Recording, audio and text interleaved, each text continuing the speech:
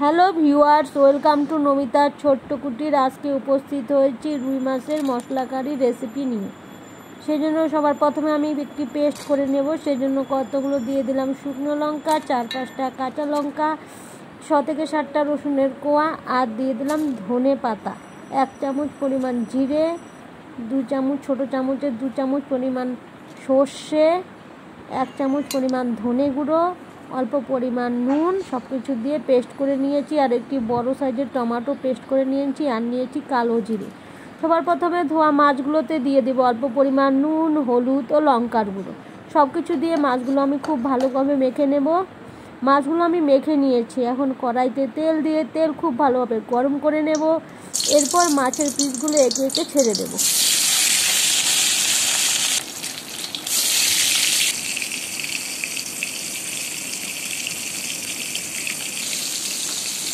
উল্টে পাল্টে মাছের পিসগুলো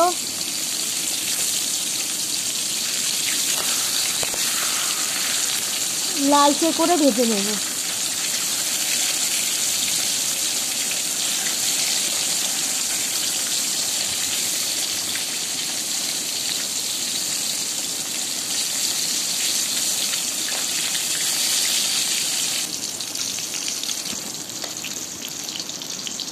মাছ ভেজে তুলে নেবার পর এই মাছ ভাজা তেলের মধ্যে দিয়ে দেবো আলুগুলো। তার মধ্যে দিয়ে দেবো অল্প পরিমাণ নুন ও হলুদ।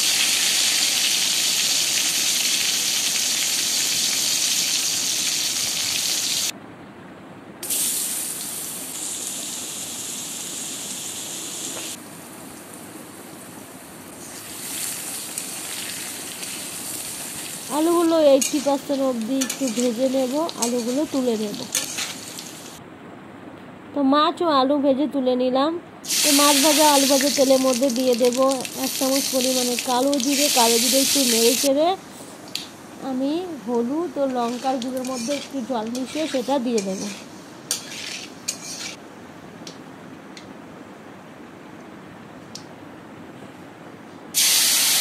একটু নেড়ে চেড়ে এর মধ্যে সর্ষে, জিরে, ধনে ও কাঁচা লঙ্কা, শুকনো লঙ্কার মশলা দিয়ে পেস্টটি বানিয়েছিলাম সেটা দিয়ে দেবো।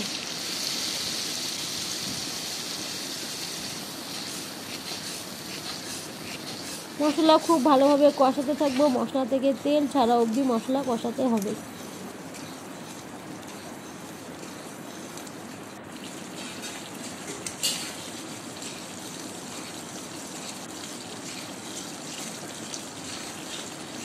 মশলা থেকে খুব ভালোভাবে তেলটা ছেড়ে দিয়েছে। এখন এর মধ্যে দিয়ে দেব টমেটোর পেস্ট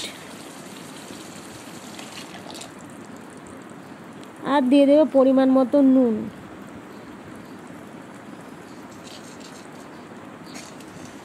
মিডিয়াম ফ্লেমে টমেটো আমি খুব ভালোভাবে কষিয়ে নেব।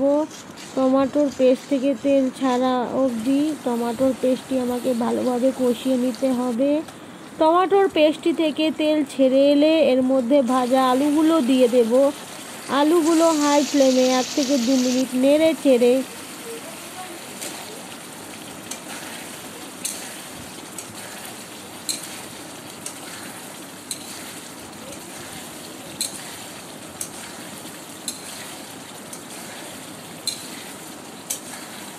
দিয়ে দেব পরিমাণ মতন জল। আমি এখানে 1.5 বাটি পরিমাণের জল দিয়েছিলাম।